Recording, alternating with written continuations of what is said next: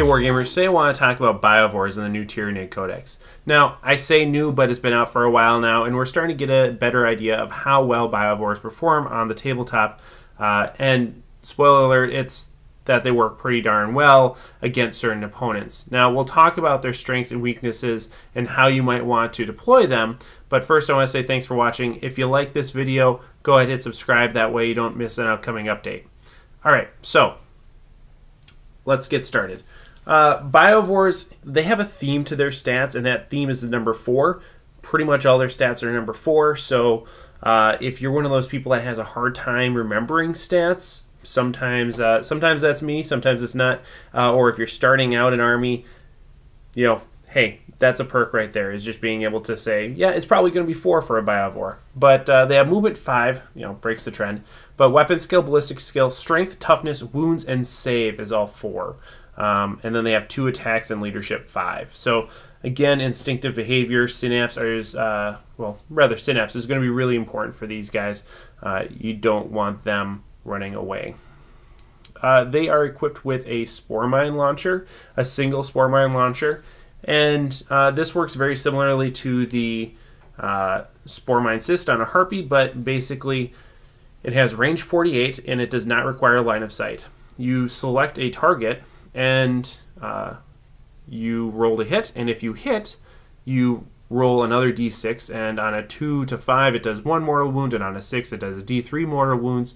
But if you miss, you have to place a Spore Mine further than 3 inches away from an enemy, but within 6 inches of your target. So you basically have a 3 to 6 inch range where you put that Spore Mine. And yeah, so you are either going to do a mortal wound, which is great, or you are going to place a Spore Mine in front of your opponent. And based on the way that movement works in 8th edition, that's actually a really big deal. So putting that Spore Mine down in front of your opponent means that they have to now move around that. And if you miss, 2 out of 3 shots from a unit of 3 Biovores, that's going to be 2 Spore Mines that you can put and basically force the opponent to move around those. And that's important because the movement phase is basically, in a lot of ways the most important phase of the game. Being able to dictate where your opponent goes and doesn't go is critical.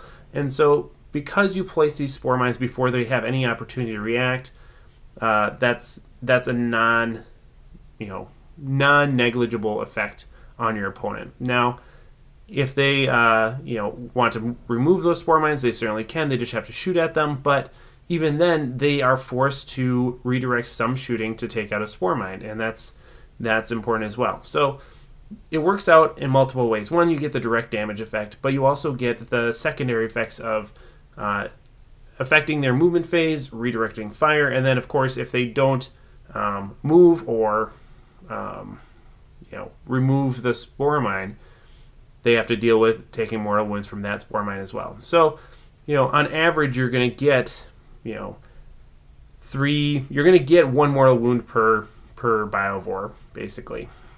Biovores have the infantry keyword, so combined with not requiring line of sight, they're going to work out very well in ruins. You can put them in there, they're going to get that +1 to their save automatically, and that pushes them to a 3-up save with 4 wounds, and that's nothing to laugh at. So a fair amount of durability there as well. And when we consider that you're going to be getting about 3 mortal wounds per 100 points with these guys, that's not a bad return on investment in terms of points. It's not a bad point efficiency, especially when we compare it to larger creatures like a Tyranids with the Rupture Cannon. Tyranids with the Rupture Cannon can do a tremendous amount of damage, but it also is subject to missing and armor saves and invulnerable saves and everything like that, whereas mortal wounds go through all of that. And so the Biovores are a pretty reliable source of damage. Granted, it's not a ton of damage, but against single targets, it can actually be fairly effective. So these guys are not going to be a good option against things like guard spam or, really infantry heavy list. It's just not going to really be the best option.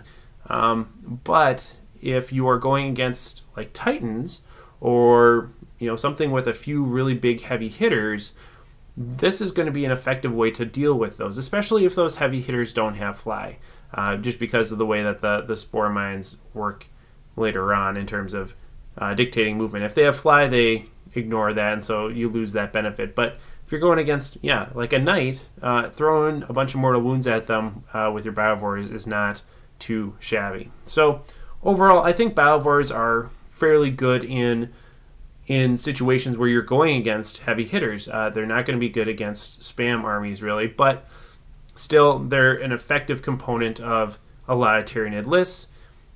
Particularly if you're bringing Chronos, you're going to be able to re-roll those ones when you're stationary, and because they're a heavy weapon, you're going to want to be stationary.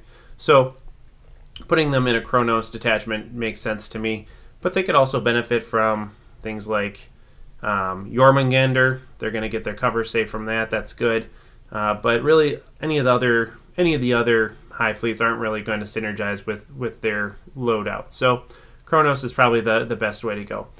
Let me know what you guys think in the comments below. If you've used Biovores effectively, or if you bring them and they're just kind of a dud. Either way, love to hear about it. Thanks for watching, and of course, happy wargaming. Hey everyone, I hope you enjoyed the video. I want to thank all my patrons over on Patreon. Your support really makes a difference for me, and I really appreciate it. Special thanks goes out to NoExcusesPanda, Paul Leuders, TauOswell, Andy Young, Peter Benjamin Parker, Deverson, and Giovanni DiMaggio. You guys rock, thank you. If you liked this video particularly well, head on over to Patreon and consider joining our community over there. Thanks as always, and happy wargaming.